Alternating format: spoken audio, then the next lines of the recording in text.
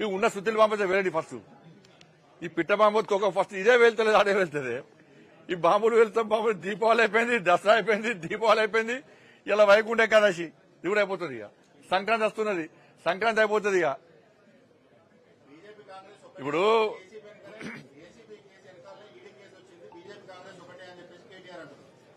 ఏదో ఒకటైతే ఇది సంగతి చూస్తాం, గ్యారంటీ చూస్తాం. ఒకటన్నా ఏం బాధపడం. నీ కుటుంబం యొక్క అవినీతి బయట పెట్టడమే భారతీయ జనతా పార్టీ యొక్క ఆలోచన.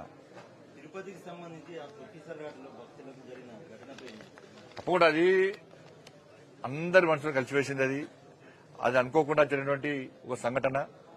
దాన్ని ఇప్పటికే అక్కడ రాష్ట్ర ముఖ్యమంత్రి గారు కానీ, అక్కడ ఉప ముఖ్యమంత్రి గారు కానీ, అక్కడ టీటీడీ బోర్డు మెంబర్ అయిన భాను ప్రకాష్ రెడ్డి గారు కానీ వాళ్ళందరూ కూడా ఆ ప్రాంతాల్లో పర్యటించారు, ప్రజలకు మనోధైర్యం చెప్పారు.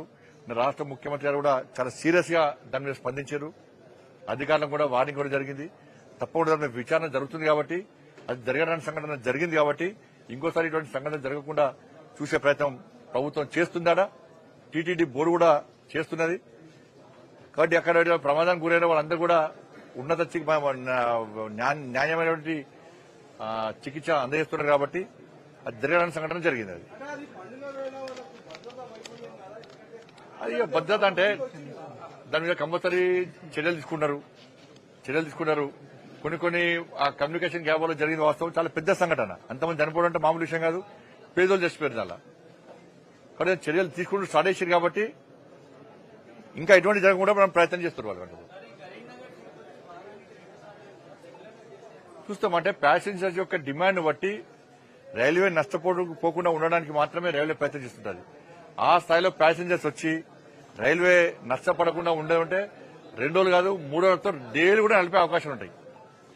కాబట్టి 2 రోజులు సరిపడా ప్యాసింజర్ 2 సార్లు తిరిగి సరిపడా ప్యాసింజర్స్ వస్తారు కాబట్టి 2 సార్లు నడుపుతున్నాం. ప్రజల నుంచి డిమాండ్ పెడితే ఇంకెక్కువ వచ్చే ప్రయత్నం చేస్తే ఇంకోటి కూడా నడుపుతుంది. ఇబ్బంది లేదు.